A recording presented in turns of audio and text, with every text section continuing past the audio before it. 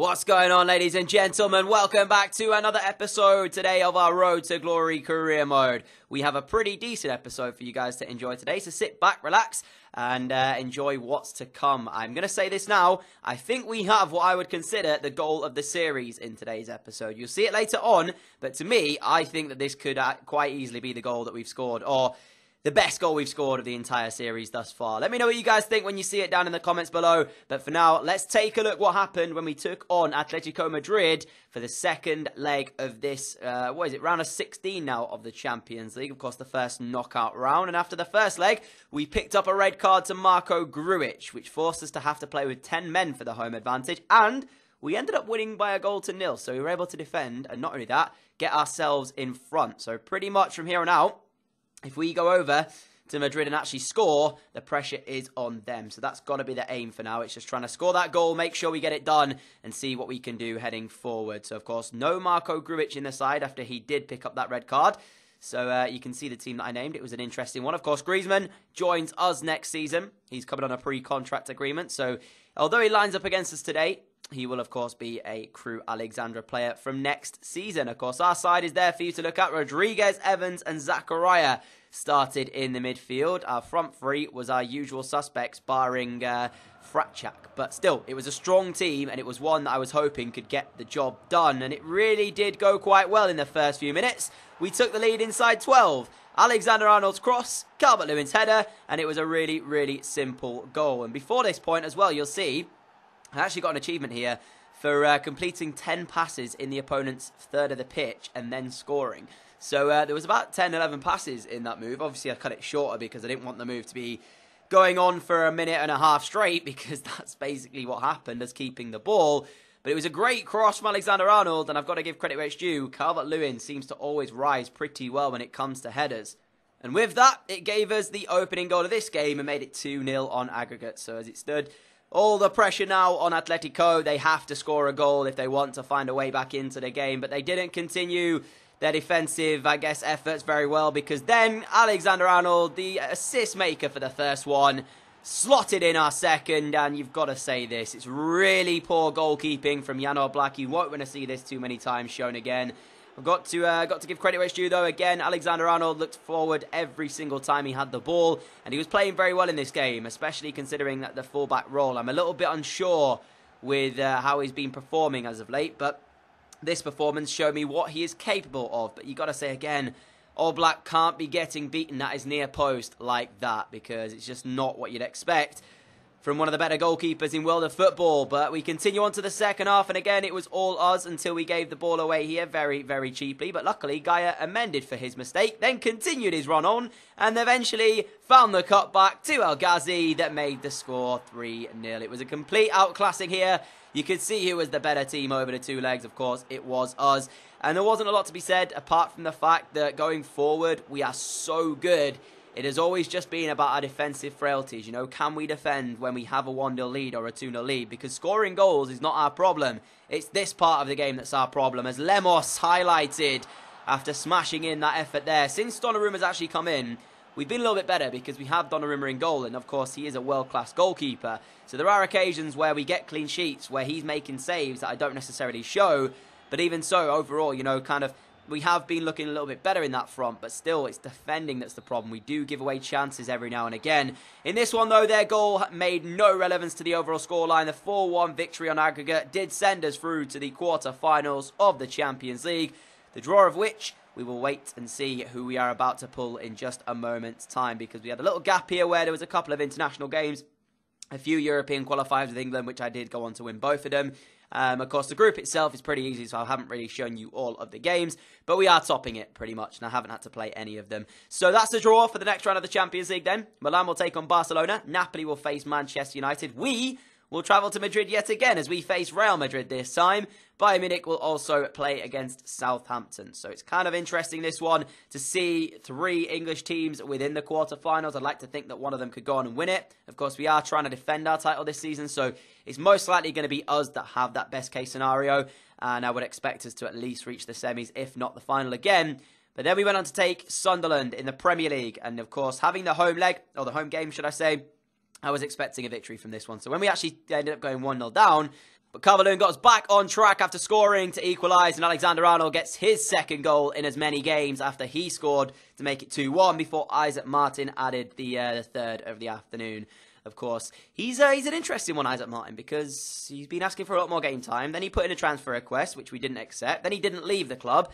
And I don't know, it just kind of, although he's not the quickest because his pace is pretty bad, his technicals kind of make up for it. And if you remember last year's Road to Glory career mode, we had someone called Ollie Hill, legend at the club at Hartlepool, stayed with us right from the beginning. He was a similar type of player. He was quite short, but his physicals weren't great, but what made up was his insane technicals. I feel it's the same situation here with Isaac Martin, but I just don't think he's having as much an impact as Ollie Hill did. Maybe it's because we started out at a higher level with Isaac Martin. That's possibly why, you know, we kind of look at it and say he's not having as much of an impact, but then again, we are playing against better opposition than Ollie Hill started. Maybe that's the thing, but still, this game against Watford, I don't like playing these types of games, especially at Vicarage Road. They always have a good team, and I always seem to kind of not struggle, but I don't seem to get going as well as I do in other games. So as the first half went to a close, we only really had one chance, and it was Fratchak who hit the woodwork. We came back out in the second, and the Pole did eventually give us the lead straight after the second half had begun. But in terms of the way we're used to playing, having all of the ball, all of the possession, loads of chances, it was a clear contrast to that. This game, there was only really 2 chances for us in the first 50 minutes. Fratchak hitting the post and then Fratchak scoring. So we were having to use the ball a little bit more conservatively, I guess, during this one. And it made it even worse when I think it was Damari Gray went down the left-hand side and we concede a typical Crew goal from this series. Not defending, they get into the area, we don't make the tackle because we're worried about possibly giving away a penalty. And it's a simple cutback, simple finish. So we worked so hard to get in front for 50 minutes and kept them quite quiet, to then within 20 minutes after that, conceding straight away to put it back to 1-1. So, yeah, not great defending from us, and we need to definitely improve in this aspect of it. So Politano had the opportunity, and he took full advantage of it. Watford 1, Crew Alexandra 1. We're back to square one. We have to do it all again. And like I said, it's more just about the frustration behind it, because it's such a simple task to have to defend it, that we just weren't able to do it. So I made a few changes at that. I was kind of frustrated, and I felt like I needed to make certain changes to get ourselves back in it. Certain changes, I made 3. Straight after we conceded this, 3 changes, and they were all attack-minded changes. I was not having this game be a case of where we tried our hardest to get the victory, and we ended up coming away with a 1-1 draw, and he saw it there from that angle, actually. He actually got kicked in the head, the Watford man, so did very, very well from that front. But, yeah, definitely needed to find something. So the 3 changes were made, Donis, El Ghazi, and I think it was Barso Villar. Donis, Evans and El Ghazi came on for Barso Villa, Fratchak and Isaac Martin. And when I spoke about it earlier on at the start of the episode on about the goal of the series, well, here it comes. Zachariah finding Alexander-Arnold. The pass was shocking, sent him out wide. He gets it back to number 7. And then take a look at this. The substitute, Dominic Evans. One touch with the left foot. The second one with the outside of the right boot. Curls it into the top corner and makes the score. Crew 2, Watford 1. I scored this and I could not believe it. I was sat there in shock. If you take a look at another look at this from this angle in a moment that comes up, you'll see what I'm talking about. The bend, the whip on the ball to get it back in. This angle does it justice, but there is another one that I'll show you from in a moment. The keeper was nowhere near this. It's a quality strike. The technique and everything was on point from Evans. And I got to give him credit. You know, he had a kind of wishy start, you know, where he didn't really play very well in certain games. Then other times he was doing okay when we obviously came into the middle part of this series. But recently, now he's hit 83 rated. He has certainly stepped up. Look at this from this angle. One touch. Doesn't really think about passing it. Bang. Releases it with his right foot. It's going wide, but curls in at the last second. And oh my goodness me, is that the goal of the series? If you can think of a better one, leave me a comment below, but I think that has to go down as possibly the goal of the series so far. Sensational strike, and it was well deserving to win the game against Watford. They can't really say anything. If you're losing a game to a strike like that, you can't complain, because that was sensational. But of course, in typical Crew fashion, when we sim this game against Stoke City here, away from home, we actually went 1-0 down inside 10 minutes and ended up going on to lose the game. Of course we did. It's just typical Crew, really, isn't it? You know, we play unbelievably well to get ourselves in front, scoring that goal there to make it 2-1, and then we go and lose to Stoke. So, yeah, not happy with the way that one went. But still, 30 games played now. We found ourselves 10 points clear of second place Chelsea as we took on Brighton at home. I simmed this one as well because we had to think about the Real Madrid game coming up, and I felt like you guys would want to see that one more. So we simmed this. Calvert-Lewin gave us the lead. Calvert-Lewin then doubled his advantage, making it 2-0. And I do believe we get another one here after Wanmi. Oh, no, sorry, they get one. Wanmi scores in the 83rd minute, and we go on to win it by 2-1. So that is the finish there. So 31 games played. Even if Chelsea won their game, we remain 10 points clear of them as well. And as it stands, with 7 games remaining, I should say, we look like we're on course to win another Premier League title. But the big one, Real Madrid, travel to England at this tiny ground where what they're used to playing in at the Santiago Bernabeu to take on the current Champions League holders in Crew Alexandra. Look at this. It's sensational to see a team like Real Madrid playing at our ground. It really is. Some of the show, the talent on show, is going to be sensational. Mbappe, Lacazette start up front, Asensio, Gianmario and Isco in midfield. There's loads and bags of talent on this pitch right now. Mbappe at the moment, you could argue, is the world's best player. And when the game got underway inside 15 minutes, I don't quite know what happened here. I just got bamboozled by the one-touch Real Madrid passing play and found myself a goal down. Yep, there wasn't a lot I could do there. You saw how quick their passing, their movement was off the ball, and it just had to be a Real Madrid finish. But it wouldn't be a DJ Wood career mode episode without me complaining about something. When the cross originally came into Jose Gaya's head here, I didn't click any buttons. The game took over and it decided it cleared it for myself anyways. So I wanted to take a touch with Gaia. I felt he had enough time to do it. But no, the game took over and headed the ball out.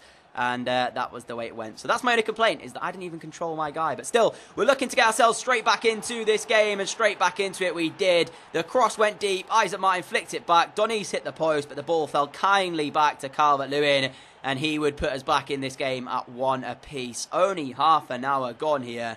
And we've had a goal for either side. But of course, Real Madrid is more important, but because it is that away goal that we speak so highly about. So even though we're back in this at 1-1, it still felt like I was kind of losing it by 2-1 because of the fact that the away goal ruling was there for Real. I don't know why Calvert-Lewin is trying to be overzealous with that one. He should have just literally tapped it in. I don't know why he's trying to be fancy. Because imagine the scenes if he'd have done that and it had hit his lower leg and stayed out. But Real Madrid, I honestly couldn't contend with them. It was like watching the two best world's attacking threats going head-to-head. And it was like the defence just didn't exist as they went close again. Isco with a sensational strike. And he was inches away from making the score 2-0. And Mbappe was actually offside when he sent his rebound goal bound. So, yeah, didn't count. But we moved then into the second half. It quietened down a little bit, but there were still chances for us. Fratchak coming off the bench. Don't know how he weren't 2-0 up from this one. As Gaia then has the ball, tries 2 fake shots, gets the strike away. It was well blocked by Rafael Varane. If you remember last season, we had a crazy game against AC Milan. I think it was 15 goals in the aggregate scoreline. So I was looking at that and just thinking, this has signs like it's possibly going to be that. As Calvert-Lewin, with 5 minutes remaining, put us in front. And that made me breathe a massive sigh of relief, because we're looking at the away goal. If the score remained 1-1, it meant we had to go to the Santiago Bernabeu and actually score. Whereas this time, with this goal, it means we can afford a draw and actually go through to the next round. So, yeah, massive, massive relief as Karius comes out and the ball was sent underneath the legs of the former Liverpool man.